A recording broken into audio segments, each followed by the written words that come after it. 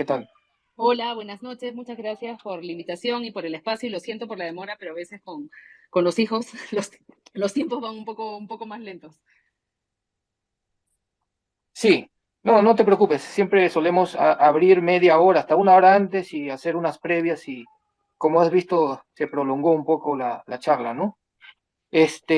Básicamente el interés nuestro por contar con tu presencia era porque queremos escuchar tu lectura de las movilizaciones que se dieron desde diciembre y estas que se acercan, ¿no? Y sobre todo la de la crisis. Eh, Queremos ver cuál es tu análisis, escuchar y de repente comenzar a hacer un diálogo interesante, ¿no? Ujú. Eh, ¿Cuáles serían tus comentarios, Daniela?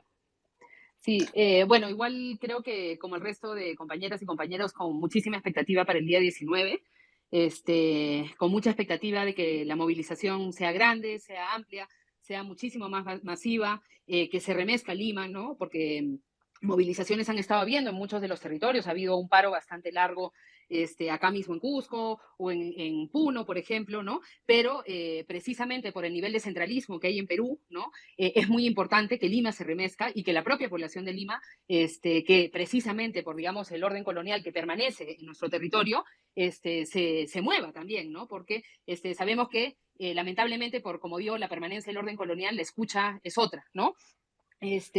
Por un lado con eso, por otro lado también me imagino como muchas de ustedes con cierto temor, ¿no? Hemos estado viendo que, bueno, ahorita estamos viendo la resistencia, justo estoy viendo videos de la resistencia de los alumnos de San Marcos desobedeciendo al mandato de la rectora y tomando el campus universitario que es suyo, que les pertenece a ellos, ¿no? Pero también con el temor de haber visto, por ejemplo, los operativos en la carretera, los recursos que se están destinando y sobre todo, una de las cosas que a mí me genera más temor es el refuerzo que ha habido durante estos meses, que ya venía desde antes, desde la elección de Castillo, ha supuesto para la derecha digamos, una decisión de radicalizarse a un nivel bastante extremo, ¿no? Y a mí una de las cosas que me genera mucho temor también viendo, por ejemplo, un contexto como el europeo, ¿no? Al cual muchas veces esa derecha pretende imitar, en donde lo que se está haciendo es radicalizar ideológicamente a la población para poder cometer todo ese tipo de violencias por parte del Estado. O sea, no solamente, digamos, tenemos el problema de lo que hace la policía, ¿no? Como lo hemos visto en Francia, por ejemplo, ¿no? O sea, la policía puede salir a matar, pero el problema es cuando tienes una masa de la población que apoya eso o que está de acuerdo con eso, ¿no? Entonces, eso creo que es una de las cosas que hemos visto en los últimos meses, como el trabajo ideológico que han venido haciendo los medios de comunicación, al grado de hacer cosas como, por ejemplo, ayer buscando las declaraciones del presidente Pedro Castillo, que si se fijan, no se le permite hablar, o sea, no solamente no se le permite hablar en el proceso judicial, materialmente no se le permite hablar, no solamente no se le permite hablar con su familia, que eso, como bien dice el presidente Castillo, es un derecho básico de cualquier preso y se está vulnerando su derecho a tener comunicación con su familia, sino que además no se le permite, digamos, comunicarse públicamente, ¿no? Y el día de ayer, durante la intervención en uno de los pasos del proceso judicial, Castillo da un mensaje haciendo ciertas reflexiones políticas y Latina directamente lo cortó. O sea, si uno va y busca el video online de la sesión que hubo ayer con Castillo, la parte de los 3 minutos que le dieron para hablar, que la vez anterior que apareció en los medios, por ejemplo, también en una parte del proceso judicial no se le permitió hablar, pero en esta se le permitió hablar 3 minutos, esa parte Latina le ha apagado el audio al video que está en YouTube, ¿no? Entonces, por un lado estamos viendo, digamos, ese control absoluto de la información para ideologizar hacia, digamos, una lógica fascista, racista, colonial a la población que, digamos, se forma ideológicamente con esos medios. Y por otro lado, una lógica de cortar absolutamente la posibilidad de que Pedro Castillo hable, ¿no?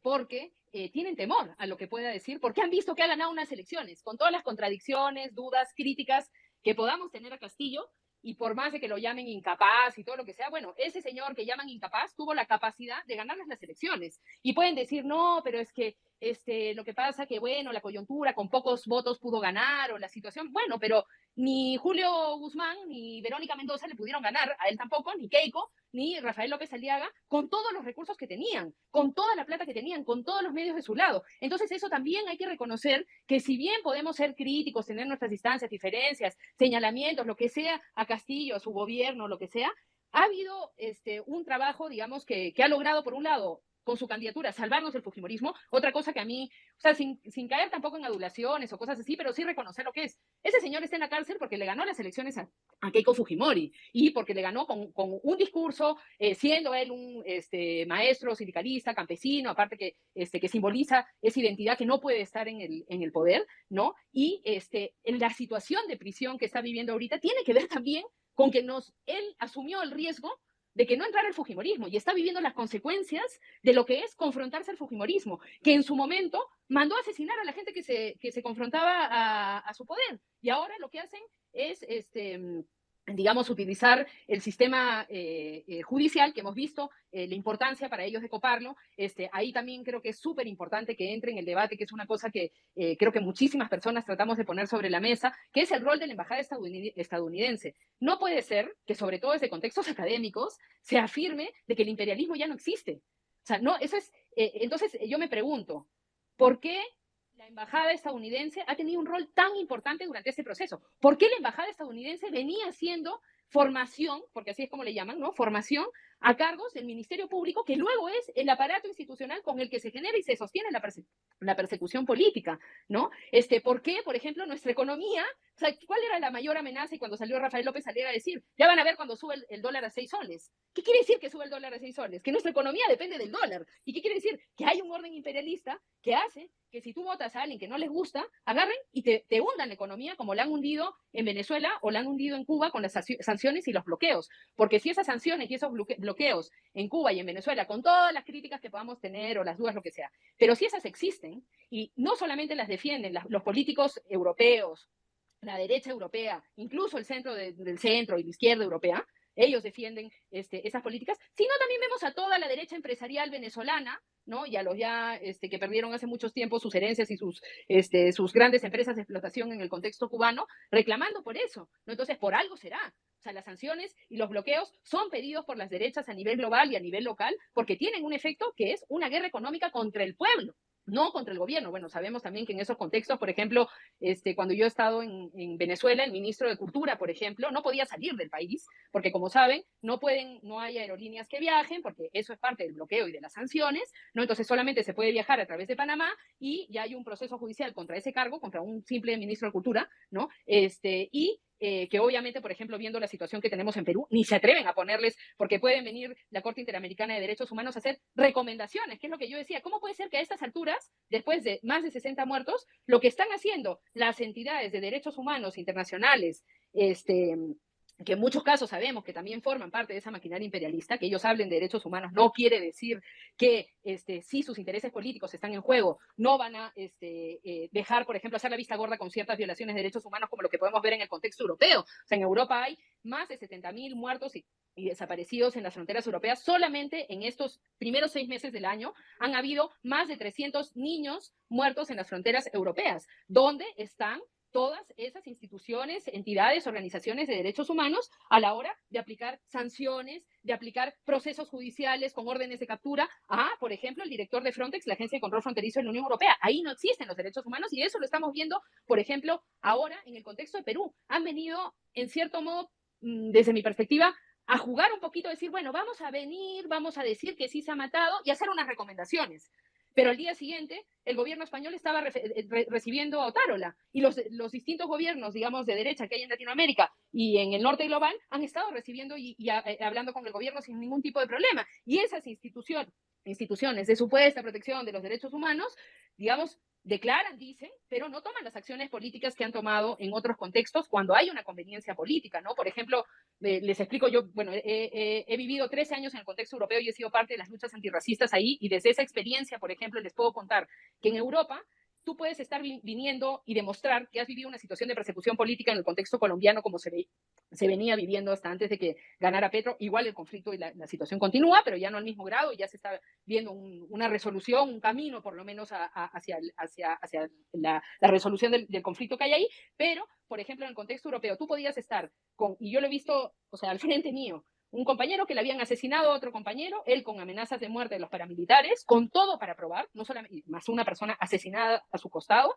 ¿no? Y que piden asilo en Europa, y Europa les deniega el asilo a los colombianos que vivían esa situación de violencia, porque si Europa empieza a reconocer que hay una situación de violación de los derechos humanos de forma sistemática en Colombia, los acuerdos comerciales que tenían con los gobiernos de derecha anteriores no se pueden mantener porque tienen ciertas cláusulas en esos acuerdos. Entonces no reconocen a los solicitantes de asilo y no les dan la protección internacional que hay ahora, porque ya no hay asilo, sino protección internacional que te dan por 3 años, ¿no? Y no les dan la protección internacional porque no hay conveniencia política de declarar que en ese momento en Colombia se estaba violando los derechos humanos de forma sistemática. Y yo estoy segura que si el día de mañana un ciudadano peruano que está viviendo persecución por parte de la dictadura de Dina Boluarte va y pide asilo político en Alemania, en Dinamarca, en España o en Francia, es muy posible que se lo denieguen porque no pueden decir que su socio comercial, su socio político, ¿no? Con quienes se dan la mano, está violando los derechos humanos. Ahora, sí conviene decirlo con personas venezolanas que no han vivido ningún tipo de persecución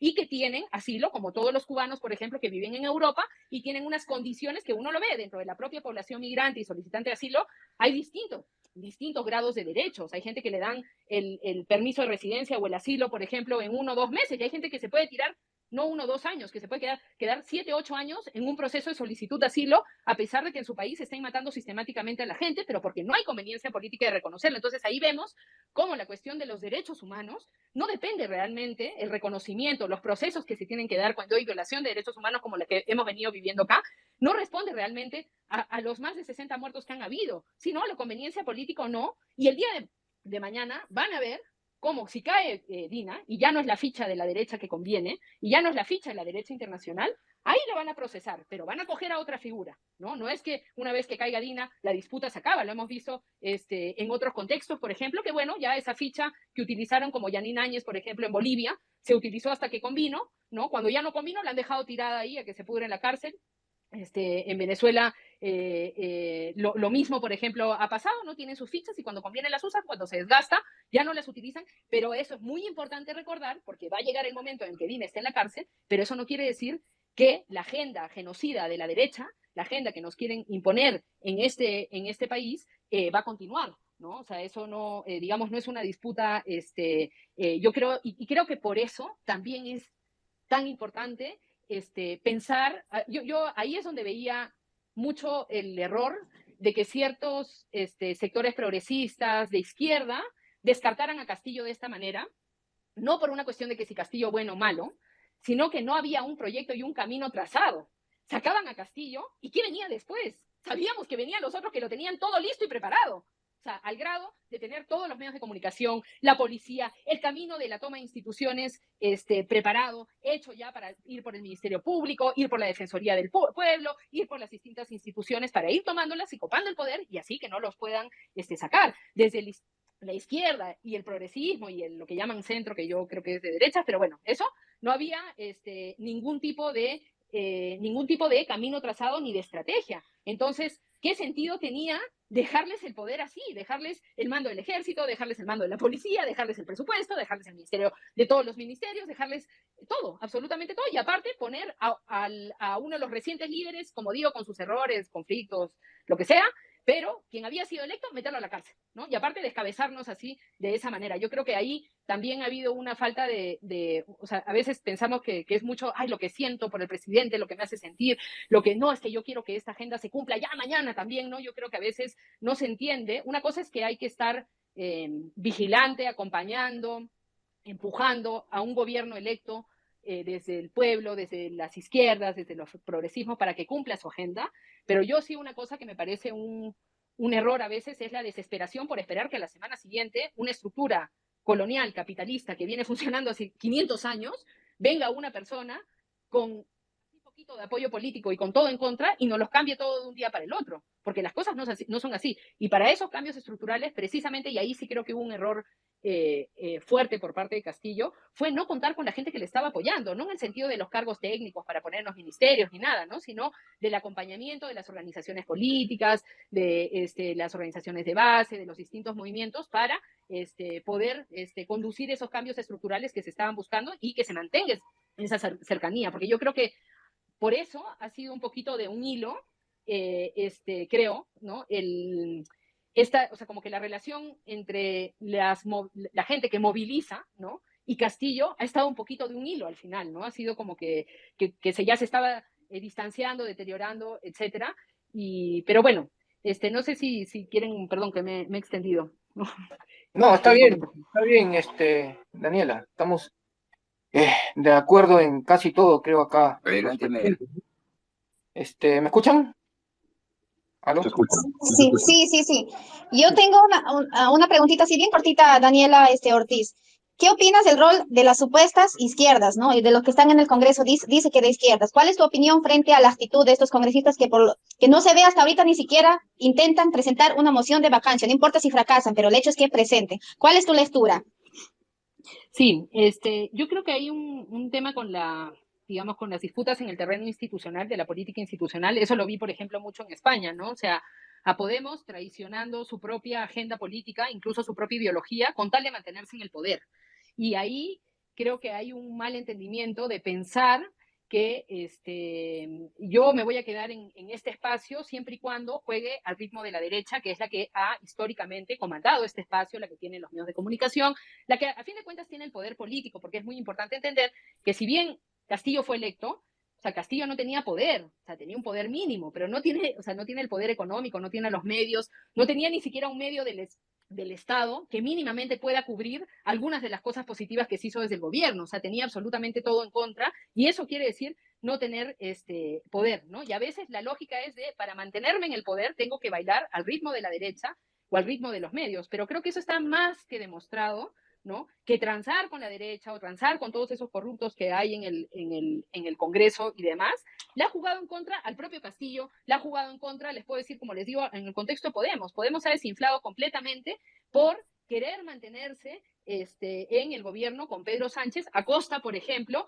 de no procesar, no interpelar, por ejemplo, al ministro del Interior luego del asesinato de más de 20 personas migrantes en la frontera por medio de violencia policial, ni siquiera un hundimiento de una barcaza, sino por violencia policial por parte de la policía española y la policía marroquí. Ahí Podemos, por ejemplo, decidió no interpelar al ministro porque no se querían jugar su relación con el PSOE para poder mantenerse en el gobierno. Y eso yo creo que es lo que, por ejemplo, los ha debilitado para que salga una derecha de Podemos que sumar y gane. Y eso mismo está pasando, creo, en el contexto peruano, ¿no? Hay esta idea de que ya llegamos al gobierno y tal, y ahora me pongo a bailar a este ritmo, ¿no? Para que no me saquen, como lo que hizo Castillo, tanto tiempo para que no lo vaquen. Ponía ministros que no respondían ni a las propuestas con las que había llegado al gobierno, etcétera. Y yo no creo que eso era dentro de una lógica de traicionar al pueblo, no sé qué. Yo no lo veo así, sino lo veo que estaba con una lógica de sobrevivencia y que la manera de sobrevivir era pactar ciertos ministros para mantenerse. Pero la derecha, obviamente, la primera que pueda te va a meter el cuchillo, la derecha, los corruptos y toda la gente que quiere, lo único que quiere es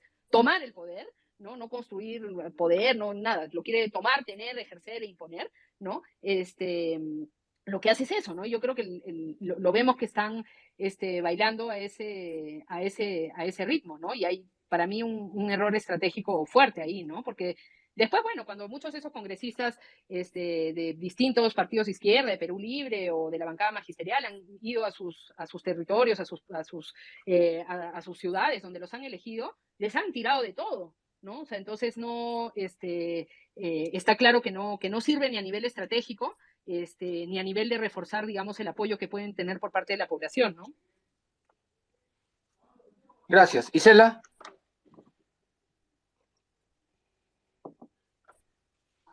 Hola. Isela. Sí, ¿me escucha? Hola, ¿se me escucha? Sí, se te Sí, escucha. se te escucha. Ok, hola Daniela, gracias por aceptar la invitación. Buenas noches, saben que por el horario yo no puedo hablar mucho.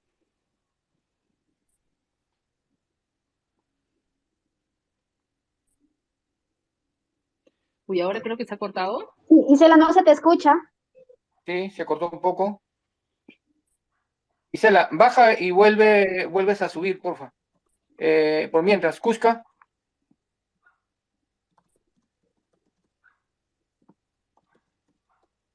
Pasen al siguiente, por favor. Cusca, ya, don Al Farid. siguiente, don Farid. Buenas noches. Hola Daniela, primera que te escucho la voz, te he leído bastante en el Twitter y tengo gusto. hartas diferencias contigo, aparte del gusto dialéctico.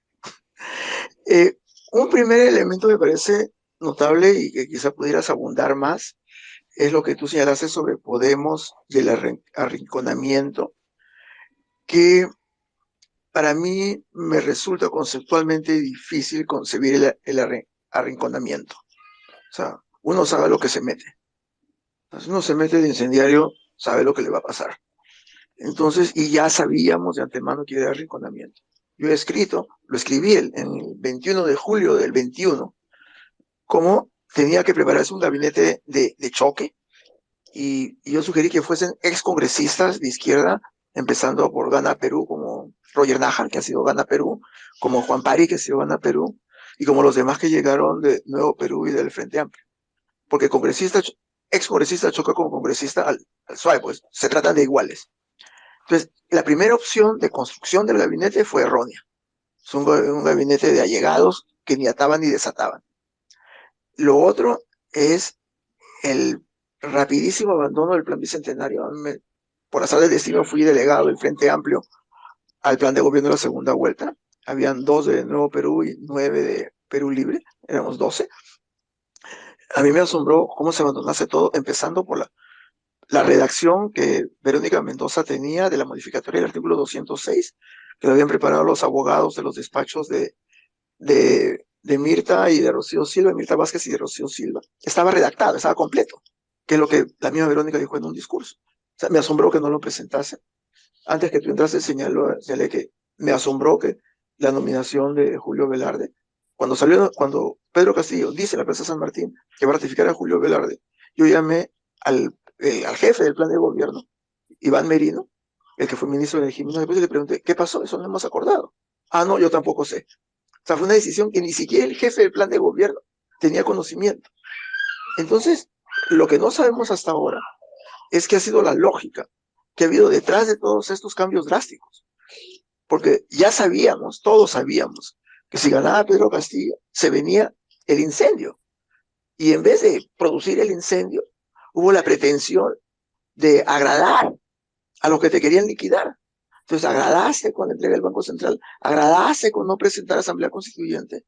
Y yo no soy cientista político, pero no he leído explicación de por qué al Pedro Castillo, que el Frente Amplio apoyó en las huelgas de CONARE del 17 y 18, que estuvo ahí de principio a fin, el congresista Zacarías Lapa lo metió con engaños al despacho de la ministra Marilu Martens, lo hizo pasar como parte de su oficina. Hernando Ceballos tiene su foto delante de un policía que le quiere dar un barazo a un manifestante. Wilber Rosas, el que fue ministro del Ambiente, estuvo también poniendo el pecho el 17 y el 18. Yo no sé, yo quisiera escuchar, o sea, cómo concibes tú, y por eso tu reflexión de Podemos, que nos pone cierta distancia y nos pone menos emocionales, es cómo concibes tú que hubo porque no fue un arrinconamiento de sorpresa, ya todos sabíamos que iban a ir al guerrazo a vacarlo. Entonces, ¿bajo qué lógica es que supuso que podía evitar la vacancia? Eso es lo que yo no entiendo. Gracias.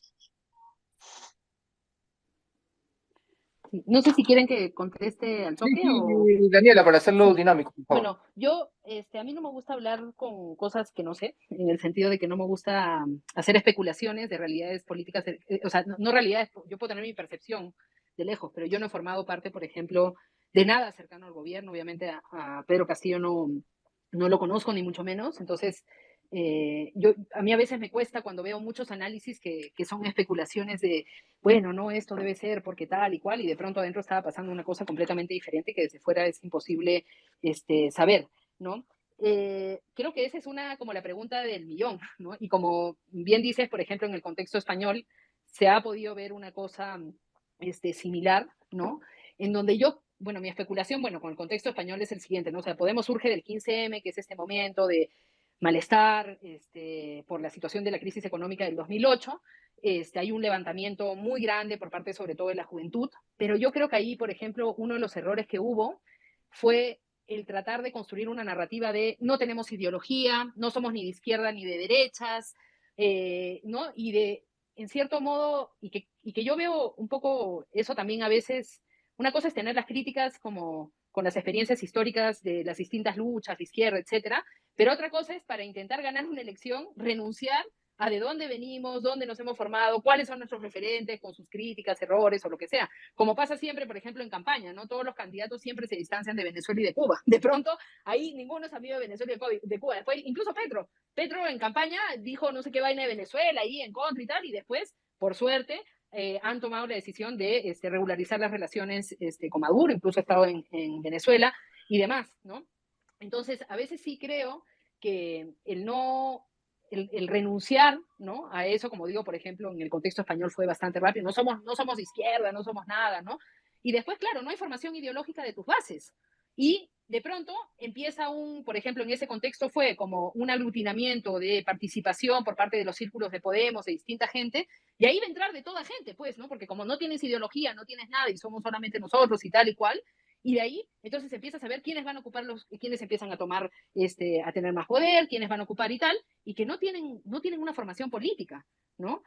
No tener una formación política no me refiero a tener que estudiar ciencias políticas, ni mucho menos, ¿no? Ni siquiera ser parte de un partido, sino tener experiencia política, tener claro dónde uno está parado, poder reivindicarse, como decía el otro día Lula, orgullosamente comunista. Yo por mi parte digo orgullosamente antiimperialista. O sea, no puede ser esa renuncia tan inmediata para tratar de hacer una propaganda política de querer ganar los votos, y creo que ese es digamos, después de los años 90 que hubo este momento de renuncia de izquierda, sobre todo en Perú por la consecuencia del conflicto armado, por también hay que entender el miedo y la represión que es continua en el contexto peruano. No puedes explicar o denominarte comunista sin saber que en el fondo corres el riesgo de que te puedan no terruquear verbalmente, sino abrir un proceso por apología del terrorismo y y incluso lo hemos visto, por ejemplo, no se puede tener una narrativa crítica sobre los grupos armados de esa época, incluso estando en contra,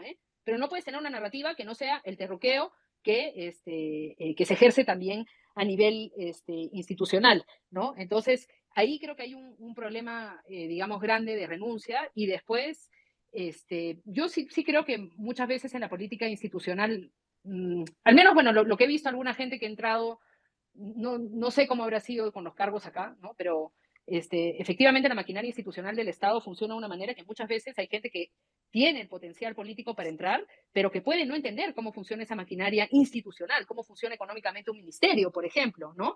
Entonces, justo eso hablábamos con mi compañero el otro día, ¿no? La importancia, por ejemplo, de que haya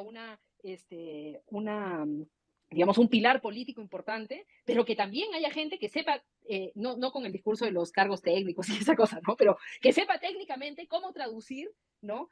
Por ejemplo, ahora con lo del proceso constituyente.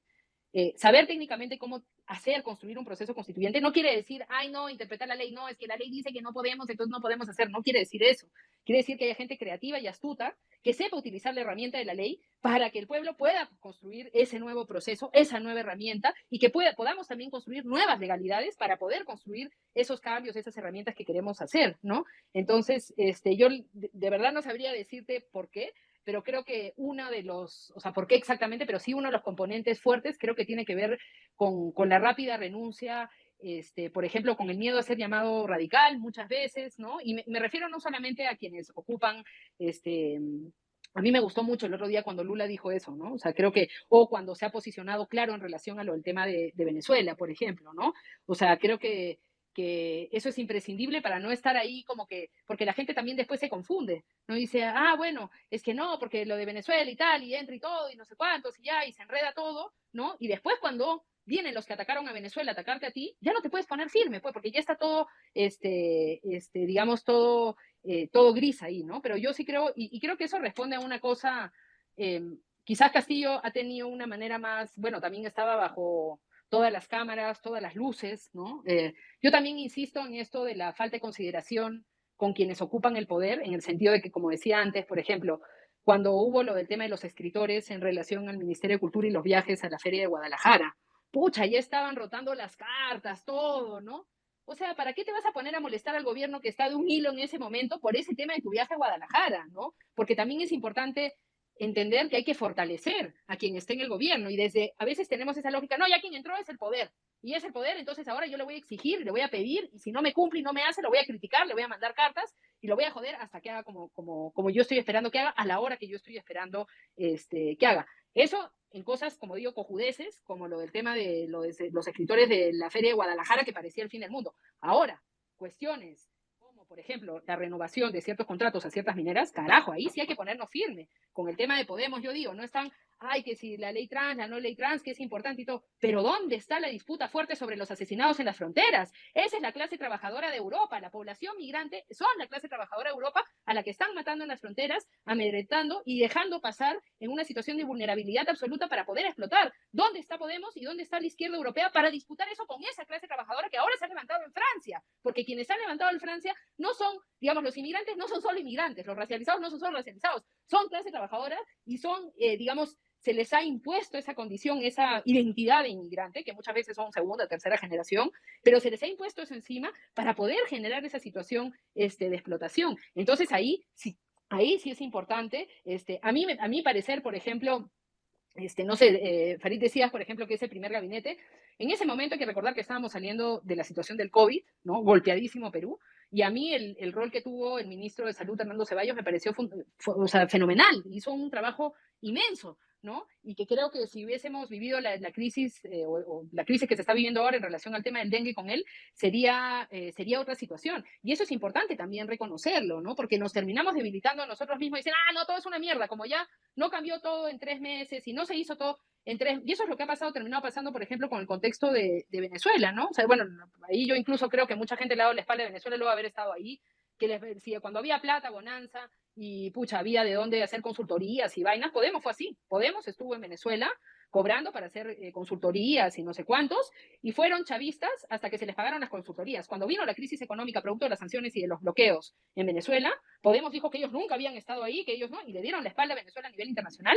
siendo parte del gobierno de España, que tiene un poder tremendo dentro de lo que son esos bloqueos y esas sanciones, ¿no? Entonces ahí vuelvo a que creo que hay muchas veces una falta de claridad ideológica generalizada que no nos permite avanzar, porque también Castillo, a quien pongamos, si pues mañana es Verónica Mendoza o quien esté ahí en el cargo, no va a poder avanzar solo. Un proceso de cambio estructural como el que estamos buscando, un proceso constituyente, ¿qué vamos a terminar? O con un grupo de expertos haciendo la constitución, o como lo que ha pasado en Chile, que se le ha tragado la derecha. No, tiene que haber digamos, una fuerza ideológica que venga desde abajo para poder construir eso, para poder disputar eso, ¿no? Y como digo, si logramos tener otra presidencia, un presidente solo, un ministro solo, no va a poder con toda esa maquinaria, ¿no? Y creo que ser críticos, vigilantes, etcétera, es importante, pero acompañar y defender también es importante. Y creo que, por ejemplo, un error gravísimo que ha habido con Castillo en relación a lo del tema de los casos de corrupción, que hasta ahorita no está nada aprobado, ¿no?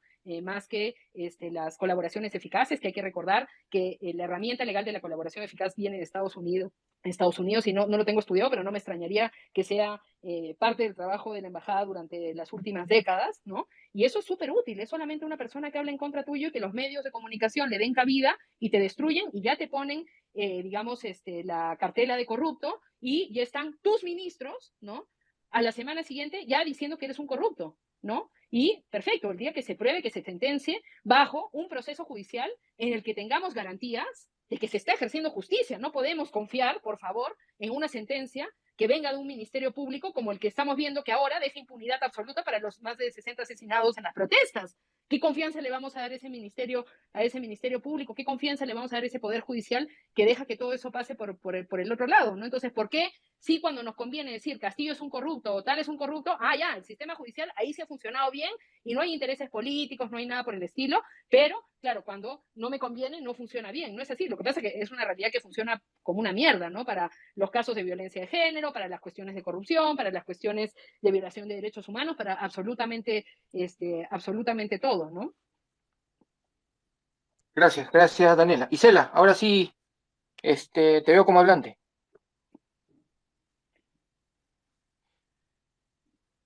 Isela.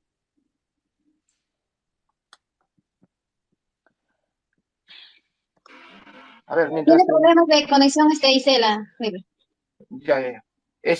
Yo quería hacer un comentario, un pequeño análisis para saber tu opinión, Daniela, ¿no? O sea, quiero trazar una línea y separar lo que es la derecha de la izquierda y empezar primero por la derecha, ¿no? O sea, hicieron más de lo que podríamos esperar y lo que podríamos imaginar desde antes de la proclamación oficial como presidente de Pedro Castillo, ¿no? El tema del fraude, el tema de bajarse ministros, claro que ha habido un tema también de debilidad, ¿no? Como bien ha mencionado, quererse congraciar con la derecha ha sido un error gravísimo, ¿no?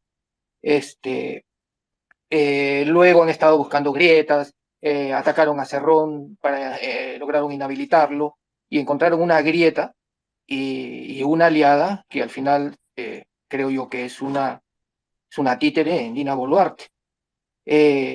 Pero a mí lo que me sorprende, y quiero saber tu opinión, es que ellos tampoco se esperaban la respuesta y las movilizaciones, ¿no? O sea, somos muchos los que hemos salido sin ser partidarizados, ¿no? El movimiento ha sido importante, no ha sido suficiente en la primera etapa, pero la pregunta que te haría, ¿te lo esperabas? O sea, ¿te sorprendió? La movilización del 7, dices, ¿no? A partir del 7, correcto. Sí. Mira, la verdad que, claro, desde Cusco sí se podía percibir constantemente la preocupación de la población en relación a los ataques a Castillo. Y que, por ejemplo, cuando ha habido por acá un par de paros y manifestaciones y demás, reclamando al gobierno, al gobierno de Castillo, pero era reclamando al gobierno, no en contra del gobierno de Castillo y para su vacancia, ¿no? Y creo que, al menos desde acá, yo sí intuía que iba a haber digamos, la gente iba a tener la nitidez para ver que lo que se estaba dando era un golpe en contra de Castillo, ¿no? Y que les estaban quitando su presidente, que les habían intentado, como tú bien dices, quitar desde un inicio, porque desde la acusación de lo del fraude en mesa, que aparte eso es muy importante tener en cuenta, la acusación del fraude en mesa fue una especie de lofer, ¿no? De utilización del sistema judicial para la persecución política en contra de ciudadanos que simplemente habían participado en las mesas electorales donde había ganado Castillo. Y eso se dio de forma generalizada y generó una alerta ya por parte de la población de que se les quería quitar a su presidente, por lo cual yo sí veía que se iba a tener esta claridad en ver que lo que se estaba dando era un golpe, ¿no? A mí lo que me sorprendió tremendamente fue que escuchar a gente que conozco de derechas, así muy derechas, Castillo da un golpe, y escuchar a gente que se dice de izquierdas diciendo que había dado también un golpe, ¿no? Sin entender que veníamos de cuántos intentos de vacancia, de cuántos intentos de sacarlo, y que las condiciones y la situación política en la que Castillo toma la decisión de disolver el Congreso y demás, han sido unas condiciones que no son, digamos, son unas condiciones defensivas casi, y era lo último, digamos, el último cartucho que tenía, ¿no? A mí lo que sí me sorprendió gratamente fue el nivel de movilización después de los asesinatos, en el sentido de que, o sea, no digo gratamente, claro, porque habían una situación de muertes de por medio, pero ver esa diferencia entre la ideología que hay en Lima, que lamentablemente a mucha gente le importa una mierda que maten a otras personas, sea acá en Perú o en otros contextos, y le importa una mierda, y esa es la ideología europea, esa es la ideología del capitalismo individualista, que te importa una mierda. Europa vive feliz con 70.000 muertos y desaparecidos en el Mediterráneo, donde se van a veranear y se bañan y se sumergen en el agua y se relajan de lo más tranquilos, a pesar de que está habiendo una masacre en ese mar Mediterráneo, ¿no? Y sí, eso fue, pero eso yo creo que tiene que ver. O sea, una cosa, por ejemplo, que yo he trabajado mucho en denunciar la presencia de monumentos coloniales en las capitales de las distintas ciudades, por ejemplo, del sur global, pero también en el contexto europeo y demás. Y una cosa hermosa que hay en Cusco es que no hay monumentos coloniales. No hay ni un monumento a Colón, ni a Pizarro. A las justas, por ahí, Pizarro tiene creo que una callecita, así un pasaje. Pero los monumentos acá son, ¿a quién son? No solamente a Tupac Amaru, Micaela Bastidas, sino también al choclo, al campesino, a la papa, a las cosas cotidianas que sostienen la vida. Y eso yo creo que es reflejo, o sea, que haya un consenso de que en la plaza de Urubamba se va a poner un choclo de monumento y que la gente le guste su choclo. Y es más, ahorita han renovado la plaza Urubamba y han renovado el choclo también, ahora han hecho uno de piedra así bien bonito. Eso es un reflejo de que hay una hegemonía cultural, ¿no? En donde no se ha adoptado ni se ha abrazado digamos, por completo la ideología colonial, capitalista, patriarcal, que en Lima, encantados, defienden su monumento Colón. No toda la población, obviamente, pero ahí está en pie el monumento Colón. Y esa diferencia que puede parecer una tontería en los monumentos, pero bueno, da igual, pero eso es el consenso que hay. O sea, cuando se pone eso ahí, nadie lo tumba y está ahí, la gente está feliz con el choclo. Y cuando en Lima y en Barcelona ponen un monumento a Colón y la gente está feliz con el monumento a Colón, eso es reflejo de cómo piensa la gente y de cómo piensa profundamente. Y cuando acá la gente ha salido a las calles porque ha habido un muerto, porque ha sido al primer muerto que ha salido a las calles a gritar que esto era dictadura, que ha considerado una situación humillante, cómo han sacado a la familia de Castillo de Palacio de Gobierno, cómo los han tratado, cómo han tratado al propio Castillo durante todo ese gobierno, eso tiene que ver con una forma de entender la vida y el mundo, con nuestras críticas. Obviamente que hay capitalismo, hay todo lo que tú quieras, patriarcado, todo hay eso, pero sí hay una diferencia con cómo eso opera en la vida cotidiana, en la mente de la gente, en cómo entiende la vida. O sea, en Europa tú te puedes estar muriendo al costado y les importa una mierda. Se pasan delante. Acá en Cusco no es así, pues. Y sí hay sus cosas, no todo el mundo es perfecto, ni idealizando, ni nada por el estilo. Pero, por ejemplo, hay un sentido, no sé, a mí una cosa que todavía, bueno, lo ves en casi todo Perú, ¿no? O sea, que, por ejemplo, que yo que sé, a la abuelita, al abuelito se le deje pasar antes, a la mujer embarazada con los niños. Eso es porque hay una concepción de lo que es la vida completamente diferente a lo que es el contexto estadounidense, ¿no? de Europa, etcétera, que todo el mundo esté en la carrera de pasar primero, y si hay una abuelita delante mío que me hace ir lento, pues le voy a pisar la cabeza para llegar yo antes, porque lo que importa es llegar yo antes, no me importa la abuela ni nada, ¿no? Y entonces capaz eso que dicen del retraso es por eso, porque en estos contextos preferimos ir más lentos para ser más humanos y vivir más tranquilos que ir corriendo como están yendo en Europa hacia el individualismo y hacia toda esa locura, ¿no? Entonces también creo que es importante pensar que, o sea, y eso es lo que yo trato o sea, lo que veo, ¿no?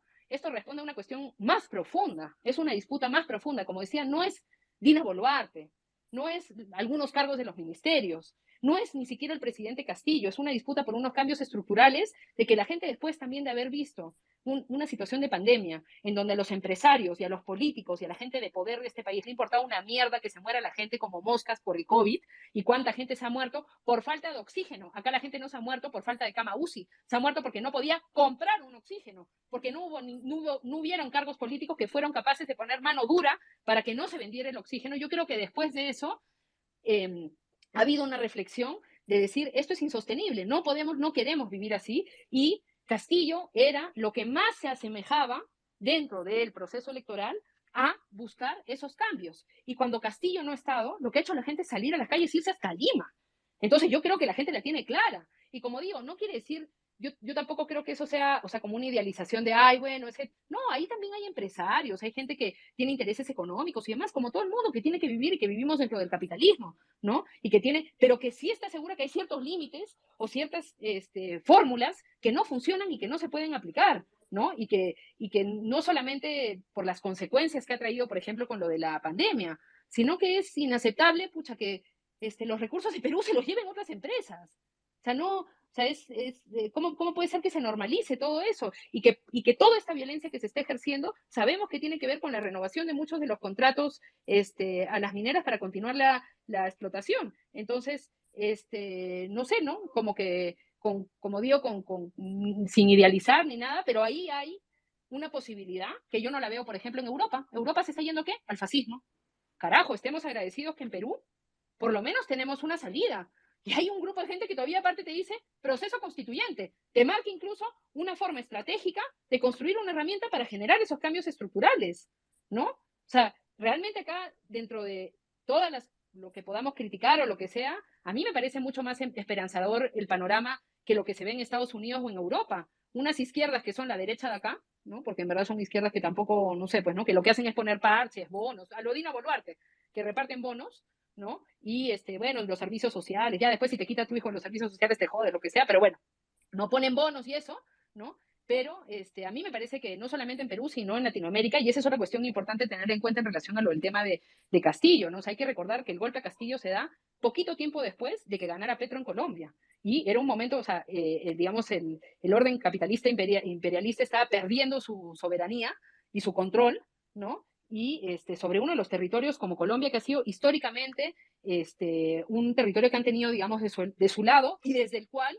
han articulado la violencia hacia otros países, ¿no? Y Perú también con su Grupo de Lima. Entonces, ¿cómo no iban a sacar a Castillo con todo, ¿no? Y así, y después también creo que es importante ver lo que pasa en otros contextos. O sea, veamos, por ejemplo, en Colombia están con las mismas acusaciones, en Chile, en Colombia, en Brasil, bueno, ya lo hemos visto con Lula, ya historia conocida. ¿Cómo puede ser que no hayamos aprendido que existe una cosa que se llama lawfare, judicialización de la política, persecución política a través de las acusaciones de corrupción, en donde, bueno, se investigará y lo que sea, pero ya te metieron 2 años a la cárcel? ¿Y qué vas a articular tú políticamente si no puedes salir de la prisión? ¿No? Si lo hemos visto, ¿qué ha pasado en otros contextos? ¿Cómo no hemos aprendido de esas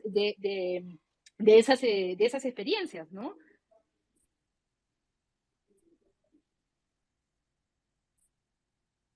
Gracias, Daniela. Isela, ¿puedes hablar ya? No, parece que sigue teniendo problemas. Antes de pasar a las preguntas de los amigos, Daniela, habíamos tocado el tema tú lo has tocado ya, el tema del papel de la derecha, de las movilizaciones. Ahora vayamos a un tema que es más cercano, ¿no? Yo te comentaré acá, y lo vuelvo a repetir, la mayoría son de izquierda, somos de izquierda, o nos identifican como de izquierda, pero en su gran mayoría somos no partidarizados. Entonces, hemos salido de las movilizaciones y nos encontramos que los líderes de izquierda, los partidos de izquierda, creo yo, esta es una opinión mía y que coincide con muchos compañeros de acá, no ha estado a la altura, ¿no? O sea, ellos han buscado intereses. Mel preguntó hace un momento por la izquierda congresal, está la izquierda partidaria, está la izquierda ideológica, ¿no? Que no concibe otra cosa u otro cambio u otro proceso que no sea desde el punto de vista ideológico, marxista. Bueno, pues, y lo que siempre conversamos cuando estamos en la calle, en la Colmena, en la Plaza 2 de Mayo, en la Plaza San Martín, a ver, pues que vengan y nos digan a todas las señoras que han venido de regiones, a todos los compas que han salido de los conos y que por primera vez conocían la Arcomar, a ver que le digan, vamos a aplicar el marxismo. Lo primero que le van a decir, ¿qué es eso?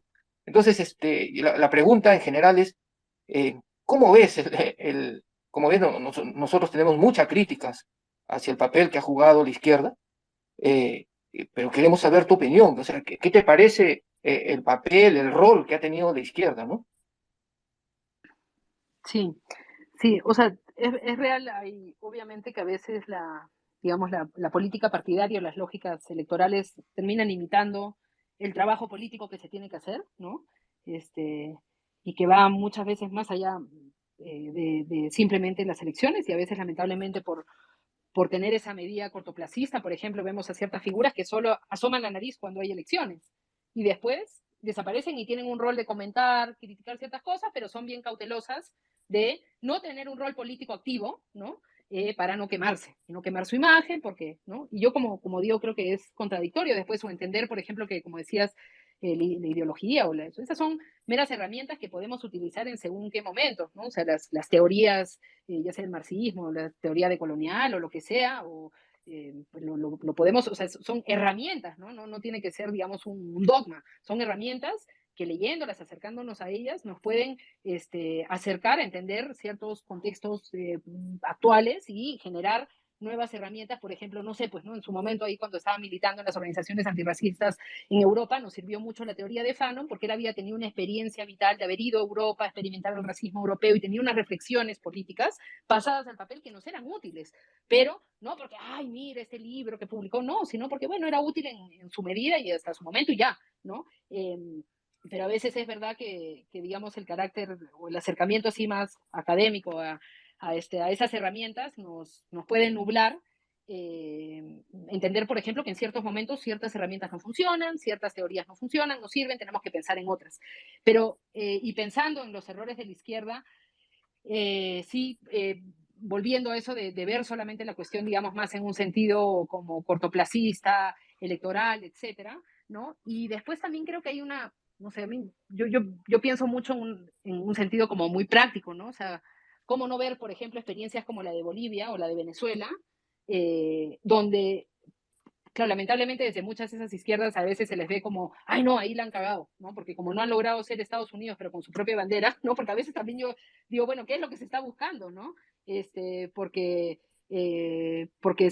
digamos, no, muchas veces creo que no, no se tiene incluso el camino claro hacia dónde se está yendo, ¿no? A mí me gusta, por ejemplo, ahora pienso, no sé, ¿no? En el contexto, por ejemplo, en Argentina ahorita, ¿no? Que está Juan Grabois ahí disputando y dice tierra, techo, trabajo. Así de simple, sin enredar las cosas, ¿no? O sea, hay que, y creo que también en cierto modo Castillo gana por eso, porque va a las cuestiones básicas que la población está buscando, y después también decía esto de ver y de pensar en contextos como el boliviano, como el venezolano, donde se ha buscado hacer cambios estructurales más profundos, donde se ha logrado hacer ciertas cosas con sus críticas o lo que sea, como digo, sus contradicciones, sus errores y todo, pero por ejemplo, digo, en el contexto de Bolivia, ¿cómo se ha hecho, por ejemplo, mientras en Perú estábamos con Marca Perú para canalizar la situación de racismo estructural que hay en el país? Lo que se crea desde el Estado es Marca Perú, consume peruano, nos sentimos orgullosos de nuestra identidad, tenemos quinoa, tenemos todos estos productos y no sé qué, y no hay un entendimiento, por ejemplo, de cómo opera el orden colonial, cómo opera el racismo institucional, etcétera.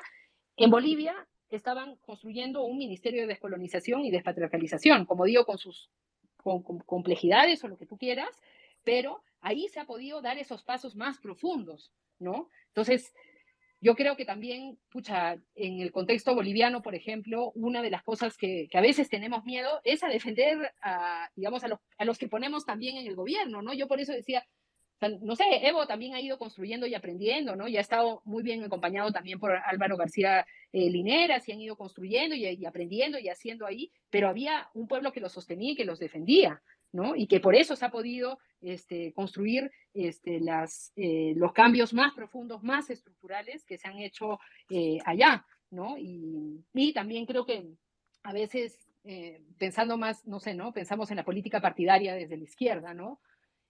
Creo que ahí hay que pensar mucho también en esta cuestión de las herramientas que utilizamos, de que pensamos que la política institucional puede suponer, bueno, entro al poder, me cogen en el cargo y ya pues opero ahí. No, o sea, hay que construir herramientas propias, nuevos ministerios, nuevas formas de entender, nuevos mecanismos legales, ¿no? Y creo que a veces se quieren encajar, digamos, en esa estructura, en eso de lo que hay, ¿no? Y no buscar unas herramientas nuevas que necesitamos. ¿Por qué? Porque acá estamos utilizando herramientas que vienen de Europa, o sea, el propio Estado-Nación, como fórmula de organización social, es europeo. El entender que la justicia se tiene que administrar de esa manera, el entender que la salud, que la educación se tienen que administrar de esa manera, es una copia de lo que se hace en Europa, y no funciona porque estos territorios tienen una forma distinta y no se les ha permitido 500 años poder construir sus propias herramientas de gobierno. Entonces ahí eso no va a pasar de un día para el otro, ¿no? Hay gente que dice, ay, pero mira que es que en Bolivia siguen teniendo pues presidentes, ¿no? Digo, sí,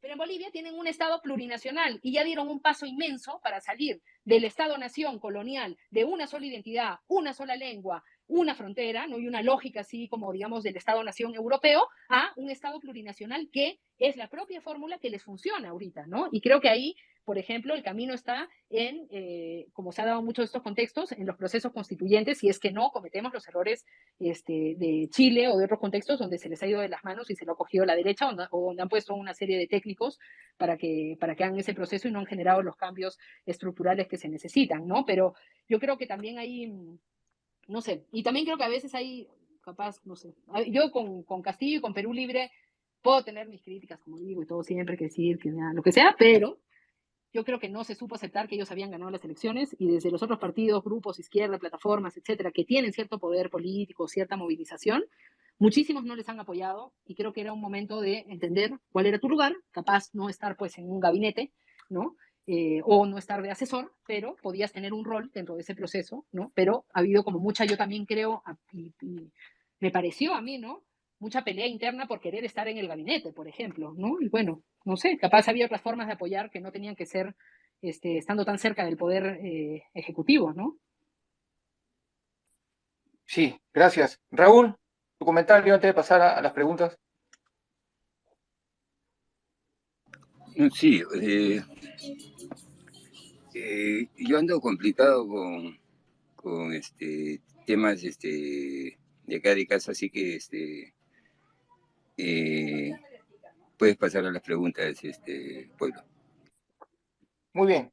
2 minutos, por favor, como máximo. Obi-Wan, 2 minutos tienes. Ok, gracias.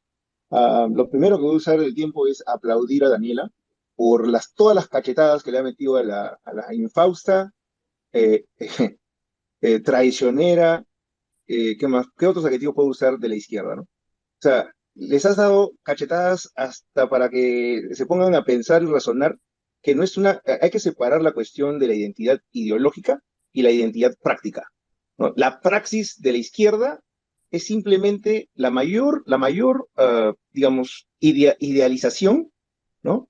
Que se ha constituido en grupos parásitos que han puesto líderes que en el momento determinado, ¿no? Se han convertido, no sé, se han convertido en ratones, cucarachas, garrapatas y todo lo demás, y han querido meterse, ¿no? Y pelearse por una posición porque era la única manera, ¿no? De establecer, no sé, su cadena de arrastre, de reemplazo burocrático o de reemplazo tecnocrático burocrático, para redundar. No me disculpo la redundancia, pero o sea, yo sigo aplaudiendo y voy a seguir aplaudiendo lo que has dicho y has dado en el punto más importante de la crítica que se tiene que hacer o la autocrítica que tiene que hacer la izquierda y empezar a formar una conciencia, formar política. Lo que tú explicaste de lo que es la formación política no es la formación ideológica o partidaria, sino es la práctica. En lo que se conoce en la cuestión general es la praxis. La praxis, poner en práctica la parte ideológica organizativa que tenga una base sólida, en la que tenga un respaldo, no solamente ideológico, sino que tenga un organismo que lo respalde, una institución que lo respalde, ¿no? Yo no creo en las cúpulas, ¿no? Yo no creo en las cúpulas, no creo en las instituciones del Estado que tienen simplemente burócratas que se van a mantener ahí sentados y van a seguir comiendo su canchita y van a seguir pensando de que su posición no va a cambiar porque va a mantenerse con el apoyo y respaldo del poder que tienen quizás de los amarres antiguos, de los amarres de las amistades antiguas o bueno, en general la palabra es amarrar, porque se amarran ahí, se estancan y solamente constituyen un peón más, alguien más, ¿no? Que en un momento determinado sube a otro rango y toma decisiones, ¿no? Esa es la burocracia, esa es la realidad de la burocracia y la tecnoburocracia que ha sido creada. Daniela, no sé si tú eres noventera, pero se ha creado más antes de los 90. Yo digo, ¿no? En todas las constituciones, estaba recordando la fecha de las constituciones que se han dado en nuestro país. Obi-Wan, para que Sí, cierre. sí, sí, voy a cerrar. Solo estaba tratando de recopilar en la memoria las constituciones que se han dado, ¿no? Desde 1822.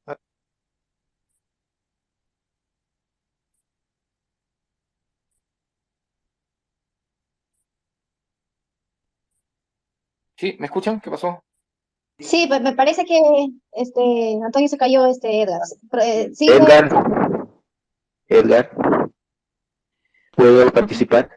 Sí, un momento. Daniela, Y una aclaración cortita, solamente decir que, o sea, a mí la cuestión, o sea, digamos, la formación ideológica es necesaria y es útil, pero no puede ser solamente, o sea, no es una formación teórica, ¿no? Que lees un libro y ya te formas, o sea, eso en el sentido práctico, político, cotidiano, no sirve, ¿no? Pero sí nos sirve tener referentes ideológicos, referentes políticos, referentes históricos, para poder entender en esos procesos los errores que han habido, los aciertos que han habido y poder caminar, ¿no? Entonces, a veces, digamos, las necesidades prácticas concretas de tener, bueno, mi experiencia, por ejemplo, en militancia he tenido mucho en espacios, por ejemplo, como el espacio del inmigrante, donde había atención médica, acompañamiento jurídico para el proceso de los papeles, había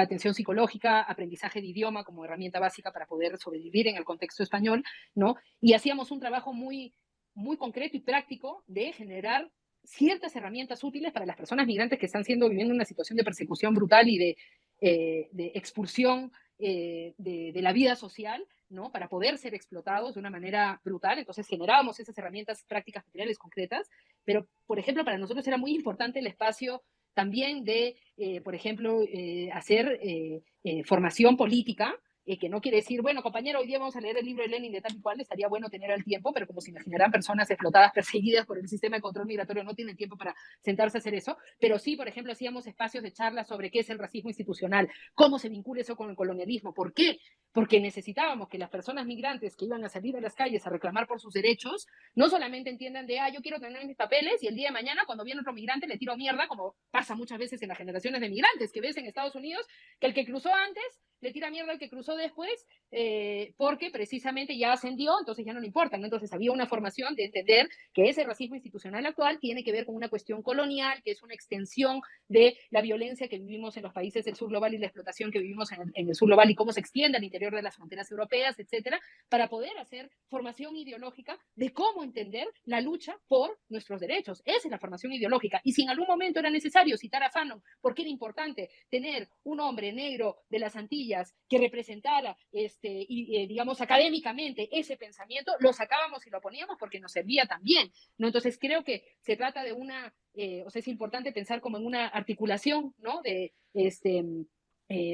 todas esas herramientas teóricas, esos saberes que hay, que muchas veces no están, digamos, teorizados por la academia, ¿no? O sea, la cantidad de saberes que hay aquí en Cusco, por ejemplo, después del proceso de la toma de tierras que empujaron a la reforma agraria, por favor, o sea, ese es un saber colectivo que se ha ido pasando acá muy potente, y eso esa es una herramienta política brutal, por ejemplo, ¿no? Pero también eso nos tiene que servir ¿para qué? Para poder resolver cosas tan básicas como que en tal contexto no hay agua, y cómo se organiza la gente para lograr que haya agua en ese contexto, o ya una cosa más amplia como la que estamos viviendo ahora, que es que, como decía acá un vecino de Yanaguara, donde vivo, ¿no? Ya para qué nos hacen votar, ya que elijan ellos nomás el presidente desde Lima, pues, ¿no? Porque ya es así una burla y un descaro absoluto de que no te dejan ni siquiera la mínima participación política, que es el voto. O sea, es mínimo, es cada 4 años, y ni siquiera eso puedes hacer, ni siquiera de esa forma puedes participar. Ahora ni siquiera puedes salir a las calles, ni siquiera puedes hacer un evento en la universidad, ni siquiera te puedes trasladar a otra ciudad para organizarte. Veamos cómo está todo el proceso de persecución que ha habido en Ayacucho, ¿no? Eso es anular la participación política para que no pase eso, para que la gente no comparta su saber, no se entienda, no se forme, no se escuche, ¿no? Y no podamos construir esos cambios estructurales que los hemos visto en otros contextos, pues, ¿no? O sea, a mí el ejemplo de Venezuela lo digo porque, pucha, ahí, no sé, yo la formación política que he visto de compañeras y compañeros que venían, por ejemplo, de contextos económicos muy jodidos en el contexto venezolano, y que durante el proceso, digamos, revolucionario que ha habido en Venezuela, gracias a la organización política, se han podido formar, ¿no? Y eso no ha sido el gobierno que ha ido a hacer esta formación y tienes que venir y hacer esto, no. Ha sido que el gobierno ha dejado también a la gente hacer, y eso es importante. Por ejemplo, yo siempre lo pongo el ejemplo de cuando tumbaron el monumento a Colón en Caracas.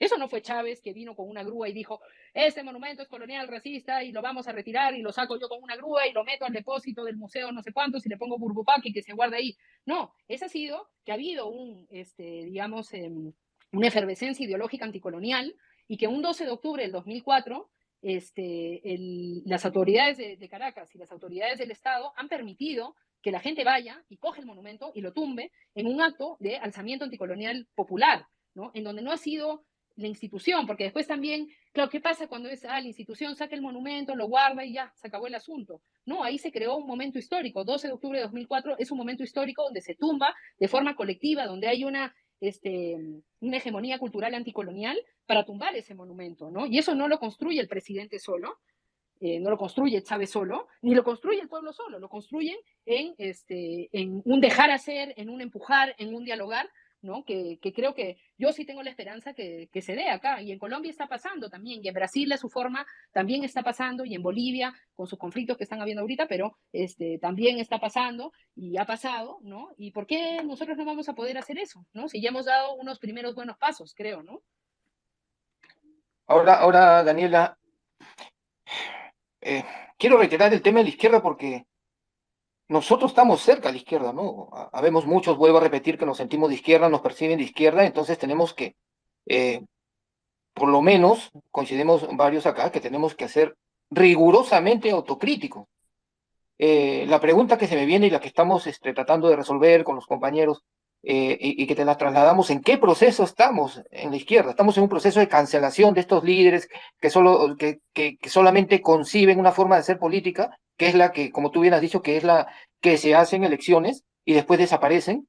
Estamos en un proceso de cancelación, quizás estamos en un proceso de renovación y nuevo surgimiento, y ¿por qué no? De repente va a llegar un momento que que ambas cosas se pueden dar. O sea, ¿en qué parte, qué notas tú de la izquierda? Si es que se puede decir que estamos en algún tipo de proceso, ¿no? Sí, ahorita creo que es importante ver que ha pasado algo que creo que es muy positivo, ¿no? Que ha habido como un cierto choque entre lo que vendría a ser la izquierda de Lima con lo que podríamos denominar, o sea, no, y lo mismo digo en relación al tema de Lima, con lo que viene a ser la izquierda de las regiones, ¿no? Y en donde las diferencias, o sea, por un lado, la cuestión de las lógicas racistas de menosprecio a las formas de entender lo que se quiere hacer, los cambios, por ejemplo, con el tema del aborto, ¿no? La izquierda, digamos más, o sea, o la izquierda progresista, o la izquierda ya más, con bases más institucionales en Lima, tiene una postura mayoritariamente bien clara sobre el aborto, con un discurso y unas palabras bien claritas, ¿no? Como ese aborto gratuito, seguro, pañuelo verde, o sea, esa es la agenda del aborto.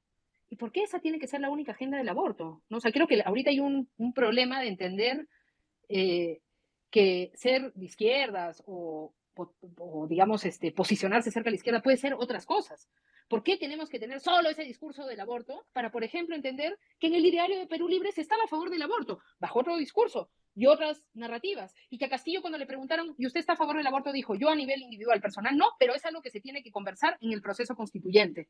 A mí me parece fenomenal que responda de esa manera y me parece fenomenal que Perú Libre tenga en su ideario una postura pro aborto, desde otra perspectiva, desde otra narrativa, pero es pro aborto. ¿Y qué es lo que nos importa? Que se cambie la ley del aborto, se despenalice y las mujeres podamos tener acceso a una necesidad que es vital y que también tenemos que entenderla no solamente, por ejemplo, desde la narrativa de yo soy libre porque yo soy mujer y hago lo que me da la gana, y es verdad, ya yo quiero mi cuerpo para mí sola y toda esa vaina.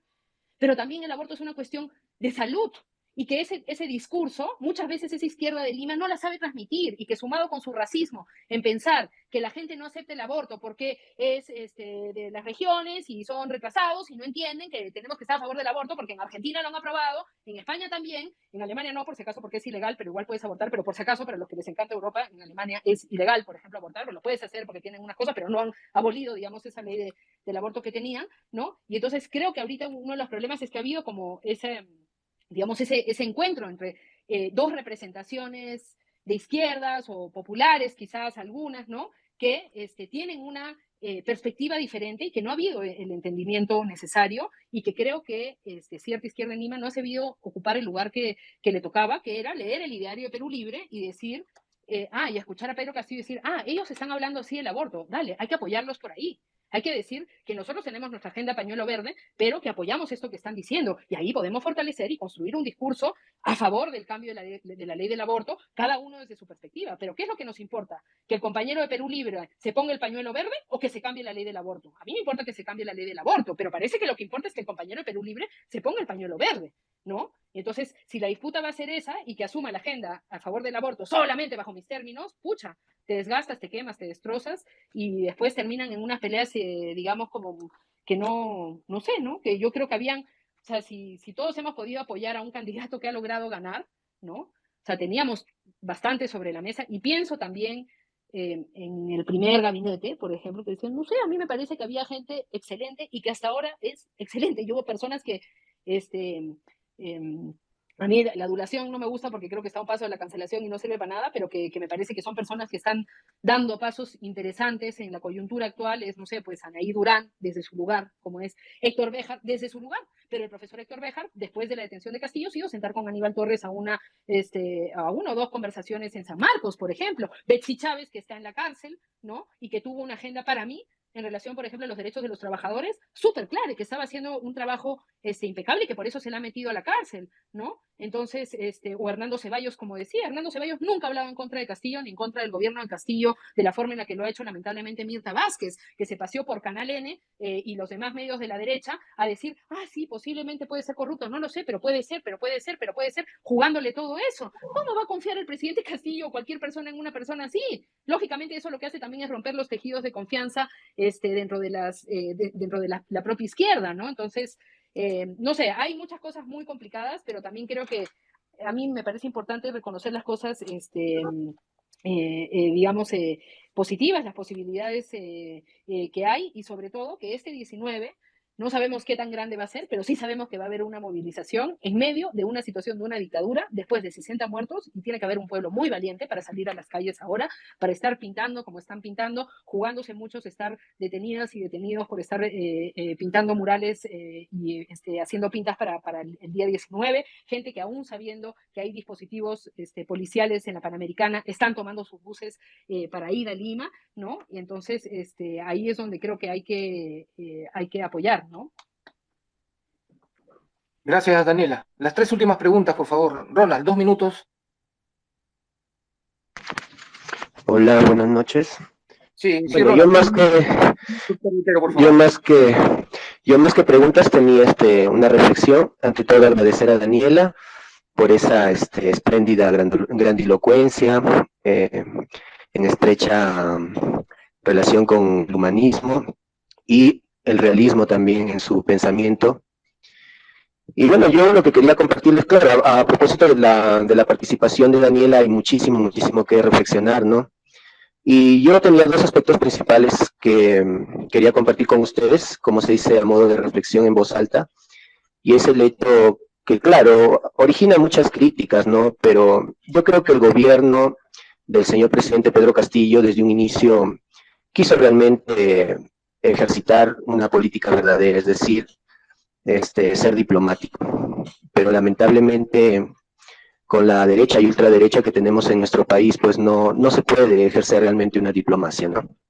Que es uno de los pilares de la política, yo diría uno de los principalísimos de la política en un país civilizado. Eso en Perú, lamentablemente, la derecha y ultraderecha no quiere ejercitarlo. Y otro aspecto también que quería compartir con ustedes es el hecho del constante asedio del golpismo, ¿no? Desde el momento en que el señor presidente Pedro Castillo ganó las elecciones. Por ejemplo, el hecho del derrame de petróleo, de Repsol, yo lo he reflexionado bastante y yo como que me detendría en la posibilidad de que fue a propósito. Fue un intento muy serio de poner a prueba al señor presidente Pedro Castillo y su gobierno. Y si él, por ejemplo, optaba por, de alguna manera, quitarle a Repsol los privilegios que tiene en relación a la explotación energética, ahí mismo se le lanzaba el ejército y la policía. Desde un inicio yo veo en la policía y las Fuerzas Armadas guiadas por la derecha y la ultraderecha a un sector que estaba al asedio del gobierno, ¿no? Quizás por eso el primer ministro, yo creo que posiblemente lo batió ese aspecto, ¿no? Y trataban de ser diplomáticos, de dialogar. Pero lamentablemente, como digo, en Perú, este sector no quiere realmente un país civilizado para nosotros y siempre ellos apostaron al golpismo. Si no hubiera sucedido lo que sucedió el 7, yo creo que viendo lo que sucedió en Bolivia, lo que se venía era levantamientos por parte de sectores de la policía o del ejército, ¿no? O sea, sublevaciones. El hecho era sacarlo a como de lugar, ¿no? Y bueno, felicitar a Daniela y este 19, pues todos a las calles y Dios quiera esta usurpadora y este Congreso corrupto, pues den un paso al costado, ¿no? Gracias, buenas noches. Gracias, Ronald, gracias. Rafael, 2 minutos. Sí, gracias, Pueblo Soberano, Edgar, gracias. Un saludo a Daniela, al espacio. Como decía un compañero, la derecha se une por intereses económicos y las izquierdas en el Perú se desunen por ideologías. Un dogmatismo que uno no le entiende, falta madurez. Si el presidente hubiese encontrado una izquierda más madura, más racional, avisando lo que iba a pasar, yo creo que en ese momento tenía necesariamente que apoyarlo al presidente hasta el final. Le dieron la espalda, solamente unos cuantos salimos el día 7, después del discurso, a defender a nuestro presidente, y toda la izquierda, desde ese momento que se decía de izquierda, se volteó. Bueno, la contraofensiva de los medios de poder y en los medios de comunicación nos han llevado a tal punto a decir que las marchas tienen que ser pacíficas y nosotros lo repetimos, que es marchas pacíficas, pacíficas, pacíficas. O sea, vamos a ir de repente sin respirar, porque así nos impone los medios de comunicación el poder establecido, ese narcoestado, en el narcoestado en el Perú. Nunca se ha logrado un cambio estructural en un país si no es con violencia. La violencia es la partera de la historia y eso está demostrado. Y no es que Marx sea un violentista, simplemente él desarrolló e investigó los fenómenos sociales, económicos y políticos de los diferentes acontecimientos que ocurrieron en el mundo entero.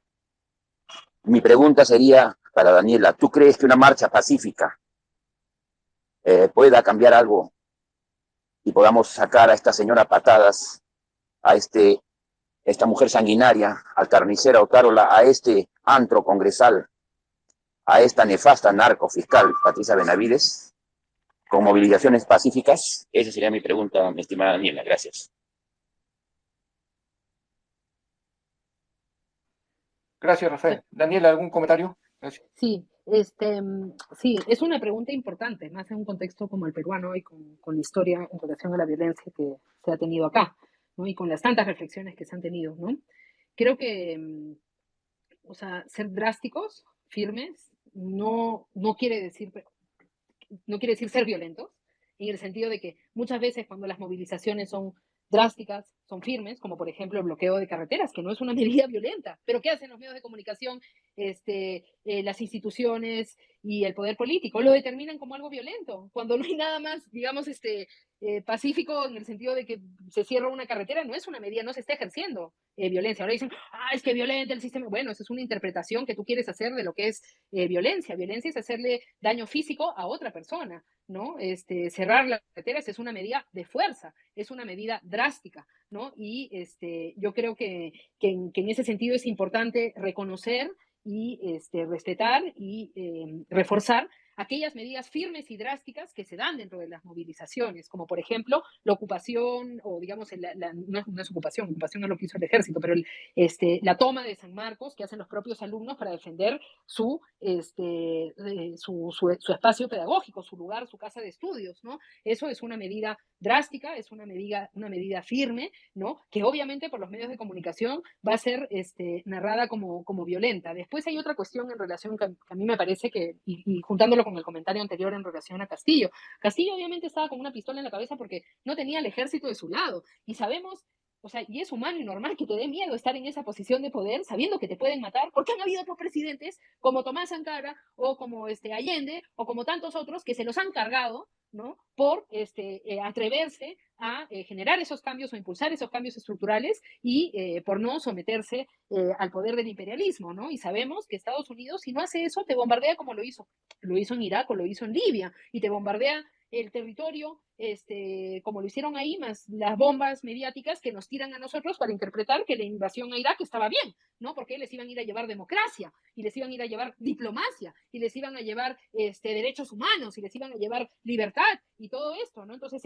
yo creo que es bien importante también recordar, digamos, el terreno donde nos movemos, y que no es solo, o sea, Boluarte ha ejercido esa violencia porque todos los embajadores de la Unión Europea le han dado la mano después, y porque el gobierno progresista, dice de izquierdas español, ha recibido Tarola en España, y ella se atreve a asesinar a más de 60 personas porque sabe que no se va a ir a la cárcel y sabe que tiene esa gente detrás, ¿no? ¿Y eso qué tienen? Ejércitos, armas y violencia. Ellos tienen el monopolio de la violencia, como se dice, ¿no? Ahí a mí me parece importante ver experiencias en relación a eso, y vuelvo, ¿para qué sirve ver otros contextos, no? Experiencias desde los zapatistas, por ejemplo, que los zapatistas tienen un territorio en donde no entra el ejército y no entra la policía mexicana, no entra el narco también, en muchos casos, y eso es importante reconocer que el territorio zapatista, digamos, tiene un nivel de delincuencia y de narco muchísimo menor a otros contextos en el mismo país, ¿no? ¿Y por qué han podido hacer eso? Porque se han armado, ¿no? O sea, los zapatistas o sea, están armados, pero con un entendimiento, una reflexión muy profunda en relación al ejercicio de la violencia, ¿no? Como a veces dicen, estas armas las hemos tomado para que no sean usadas y para tenerlas de modo defensivo, digamos, ¿no? Entonces, si no se pasa por esa reflexión, se puede desencadenar en una cosa terrible como lo que se vivió acá, que fue un desmadre en relación al ejercicio de la violencia, ¿no? Que no hubo ningún tipo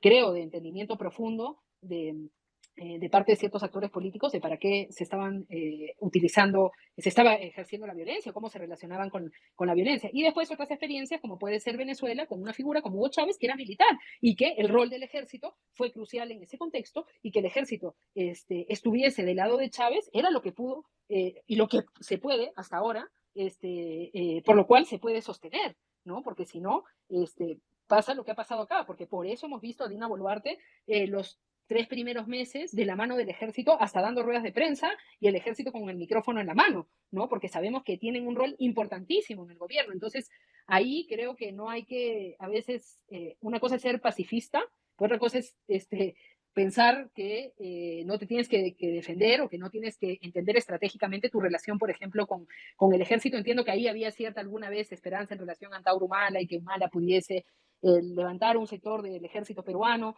que tuviese una otra posición que no sea proimperialista, capitalista y demás, y que se pusiera siempre del lado de la derecha, pero hemos visto que no entiendo qué ha pasado ahí, y que después, bueno, en fin, ¿no? De lo que ha pasado, que no está y no está eso, pero esa es una realidad, ¿no? No porque uno, o sea, esa es una realidad que si el ejército está del otro lado, simple y llanamente van a hacer lo que hicieron ahora, que sacaron los tanques y los sacaron para disparar a la población que estaba desarmada, ¿no? Y que ahora están abriendo la puerta que venga el ejército norteamericano y que sí han estado viniendo durante muchos años, pues peor si han estado viniendo durante muchos años y ahora todavía siguen viniendo y están viniendo más, ¿no? Porque eso, o sea, lo del ejército norteamericano no viene acá a hablar de diplomacia, ni de relaciones bilaterales, ni de nada por el estilo, viene a entrenar a cómo matar para mantener el poder, ¿no? Entonces ahí creo que sí me parece importante hacer esa diferencia, como decía, entre lo que es el ejercicio de la violencia y lo que es tomar medidas firmes y drásticas, como puede ser la toma de carreteras,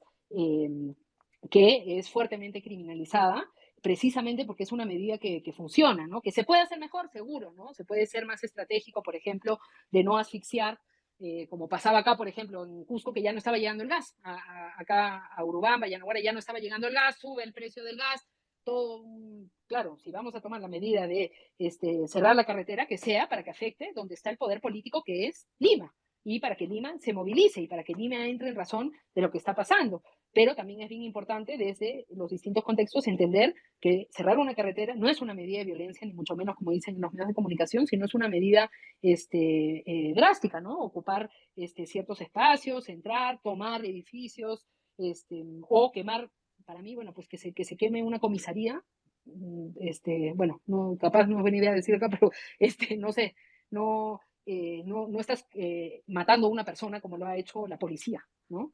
Entonces también es muy importante hacer esa diferenciación entre lo que es el mobiliario y los objetos, o tomar un aeropuerto como pasó, ¿no? Que lo están haciendo, narrando como si fuese un acto terrorista, cuando era una medida de protesta, que lo hemos visto, se ha hecho en otros países con consecuencias graves también, por ejemplo en Cataluña, cuando hubo el momento más álgido del independentismo, que yo tuve la suerte de estar ahí, fue muy emocionante y muy potente. Luego vino una persecución brutal en donde ni la democracia, ni la diplomacia, ni el diálogo, ni nada de eso existió, porque lo único que se hizo fue perseguir a los líderes políticos catalanes y meterlos a la cárcel, y a mucha de la gente, por ejemplo, que fue parte de las grandes movilizaciones. Ahí se han cortado carreteras, se ha hecho, no creo que tan potente como acá, pero se hizo. Pero el nivel de criminalización era brutal también, ¿no? O sea, la gente que ha tomado el aeropuerto de Barcelona no le salió gratis, y mucha de esa gente todavía sigue en procesos judiciales, y hay mucha gente que incluso está en la cárcel por haber cerrado, por ejemplo, ciertas carreteras, tomado universidades y demás, ¿no? Entonces tampoco hay que idealizar lo que pasa en Europa en relación a eso, pero sí reitero esto de que, por ejemplo, tomar un aeropuerto o tomar una carretera no es un acto de violencia, es una medida firme, y en donde, por ejemplo, acá yo veía cuando se hizo el paro y se cerró, o sea, hay pues, ¿no? Como distintos momentos donde se cierra la carretera, ¿no? Y son distintos puntos, los puntos que estaban por donde yo vivo, había una participación de toda la población que estaba, o sea, habían pues, o sea, no para idealizar, pero habían abuelitas, niños, mujeres, hombres, o sea, había mucha gente participando porque había un consenso muy grande con cerrar la carretera, y desde Lima se estaba narrando eso como si fuese, no sé, un acto de violencia terrible, ¿no? Cuando era un momento colectivo de tomar la decisión de hacer un acto drástico y de presión a Lima, ¿no? Ahora, como digo, podemos buscar mejores estrategias para que la carretera se cierre de acá ya, para que pase de tal manera y que de acá no se desabastezca, porque todo está tan centralizado que después acá te quedas sin gas, ¿no? Entonces, eso, ¿no?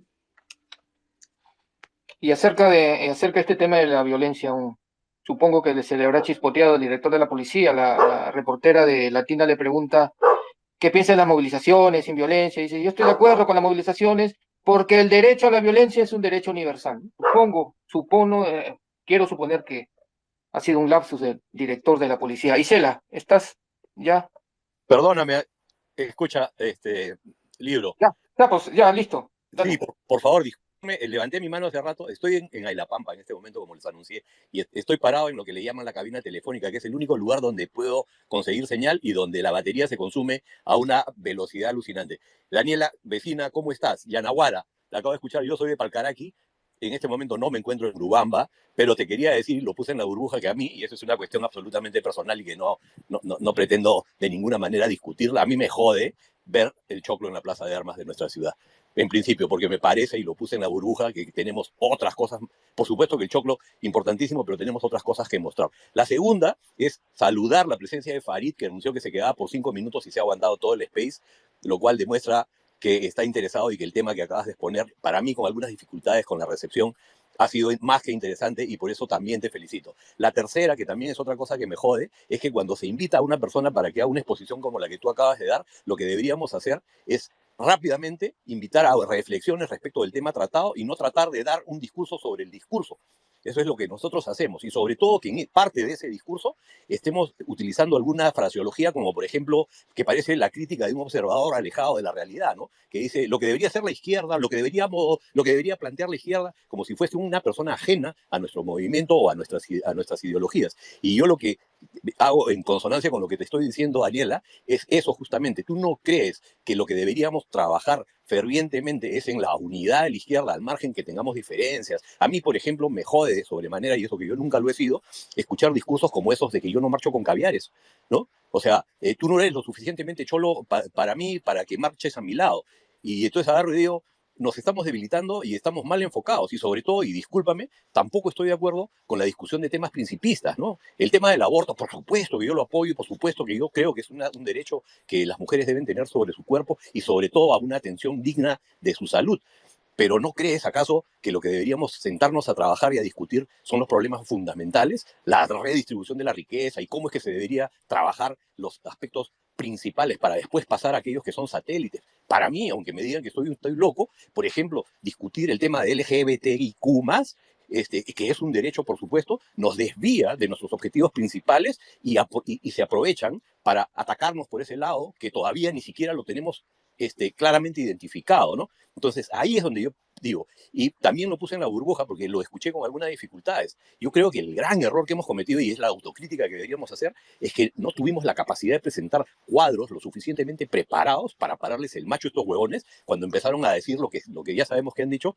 Y, por ejemplo, pasamos del maestro Béjar, pasamos, por ejemplo, de Abelino Guillén, pasamos de Anaí Durán y permitimos que nos los critiquen, que nos los censuren y que nos los bajen. Y que, por supuesto, en reemplazo presentemos alternativas que no eran lo suficientemente convincentes para poder discutir así como se discuten las cosas, lo que tú decías. Congresista a congresista, ahí es que son entre iguales, entonces nadie puede pararle el macho a nadie, ¿no? Entonces, nada más, Daniela, se me va a ir la batería, me quedan 7%. Y quiero mandarte un saludo y por supuesto que estoy absolutamente de acuerdo porque es lo mismo que yo he recogido en las comunidades, en Lares y un poquito más arriba, donde la gente me decía, oye, Sapo, ¿qué cosa quieres? ¿Que vuelva a ir para que me terruqueen, para que me choleen y para que me gaseen? Y ustedes en Lima, ¿qué hacen? Ni mierda, ¿no? Entonces, por supuesto que se está trabajando y se está mentalizando la posibilidad de hacer lo que tú acabas de plantear y que me parece una salida estratégica más inteligente. Por ejemplo, empezar a promover los cortes itinerantes de las carreteras para que los bloqueos se sientan, pero no maltraten no nos maltraten a nosotros mismos. Nada más, discúlpame, pero se me va a ir la batería y te quería decir, libro, que gracias a esta reunión, que se lo agradezco a Daniela, ya tengo tema para nuestro próximo Space, hermano. Un abrazo para todos. Gracias, Sapos. Daniela, cerramos con Isela, por favor. ¿Dices yo? Sí, y la última pregunta va a ser Isela y cerramos ahí con broche de oro. Sí, sí estoy de acuerdo en que, o sea, y ahí creo que es una de las críticas que yo tengo a ciertos progresismos en donde lo del aborto es, que lo veas, por ejemplo, en España, ¿no? El feminismo es lo único que existe. El feminismo, bueno, yo no me considero feminista, que no quiere decir que no sea antipatriarcal, pero no me parece que tiene que ser la única y principal agenda y tal, y no sé qué, y a veces el progresismo bloquea la posibilidad de diálogos y entendimientos, y por eso daba el ejemplo del aborto, ¿no? Sí, en el ideario Perú Libre había esa postura pro aborto y el presidente Castillo tenía una postura que era dialogante con la posibilidad de una... ¿Por qué atacarle y decir, son unos machistas, es que si no, no sé qué? Y que Frank, que me acuerdo que hizo todo este tema de que él no quería ser ministro de Economía y fue con la chapita esta, LGTBI y toda esta cosa, porque ya había esa predisposición a acusar de que esos eran unos machistas, porque no sé cuánto. Bueno, pero tenían eso en el ideario, por lo menos léelo y trata de entenderlo de otra manera fuera de tu prejuicio racista de que por ser de provincia o por ser de las regiones uno es más machista, ¿no? Porque hay una lectura de eso que imposibilita esos diálogos. Hablando, decías del tema de lo de los cuadros, yo creo, bueno, no conocía ni he visto en profundidad todo el trabajo o el trabajo que intentaron hacer los ministros, por ejemplo, del primer gabinete de Castillo, pero como decía antes, yo sí creo que había gente súper potente y estoy de acuerdo contigo en que había que defender a capa y espada y no esperar que únicamente sea, digamos, el presidente que lo defienda, porque posiblemente si había una movilización para defender a Héctor Béjar, para que permanezca en el cargo, pues Castillo quizás tomaba otra decisión porque veía no que tenía presión del pueblo, no, sino que tenía apoyo de la población para mantener a ese gabinete, ¿no? Y creo que eso es en la línea de lo que decías muy, muy importante, ¿no? Y eso tiene que ver también con, o sea, a mí me impacta mucho que a la primera que los medios de comunicación juzguen algo sobre alguien, ya se asume como verdad, cuando sabemos a qué están jugando, ya sea por corrupción, ya sea una estrategia de terruqueo, o sea, incluso, por ejemplo, lo hemos visto con las personas detenidas en Ayacucho, o sea,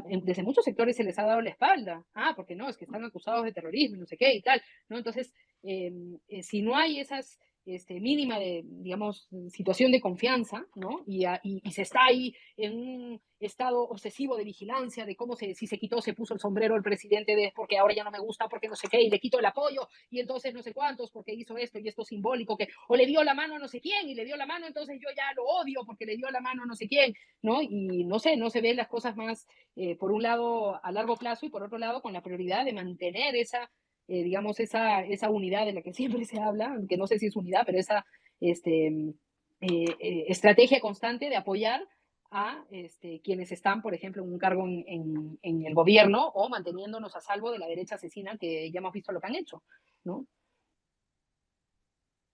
Gracias. Gisela, ahora sí. Ahora sí, libro, espero no caerme. Sí, espero no caerme, disculpen, mi internet nos está pésimo. Daniela, bueno, a mí lo que me jode y me da fastidio es que no hayamos sido capaces de poder dirigir, visualizar esa rabia, ese descontento mayoritario y poder formar un frente único de izquierda, llámese de izquierda, ¿no? Para poder contrarrestar este abuso de poder que está llevando esta derecha. Y que lamentablemente no tenemos una izquierda unida en el mismo Congreso. No sé si tú, Daniela, ves algún partido de izquierda en el Congreso, porque yo sinceramente Perú Libre de Izquierda no lo veo. La verdad que es inaudito entender cómo es posible que un 6% y creo que 17% que tiene de respaldo, digamos, el gobierno y el Congreso, estén haciendo todo lo que estén haciendo y nosotros lo estemos permitiendo. Que pueda haber un régimen, o sea, que se tenga que sostener mediante la represión y los asesinatos, y no nos indignemos por eso, que hayamos perdido esa calidad de valorar la parte humana, y no nos cause, o sea, no nos sonrojemos y decir, bueno, pues hay que seguir, ¿no? No entiendo hasta dónde o qué cosa más tiene que pasar para que los peruanos podamos despertar y podamos hacer frente a esto de alguna manera. Ya nos pasó con el fujimorismo durante los 90. El día de hoy lo estamos viendo mucho más organizados a este régimen abusivo, ¿no? Lamentablemente es muy triste ver la realidad. Bueno, yo personalmente no me canso y seguiré y continuaré porque pienso que para manifestarte o para demostrar tu indignación no hay excusas, hay 1000 maneras de hacerlo. Hay que encontrar el modo nada más. Pero mi pregunta, Daniela, es ¿qué podemos hacer para lograr o qué más tenemos que hacer los que sentimos que en algo estamos trabajando ya en eso para lograr una unidad de aquellos de los que nos consideramos estamos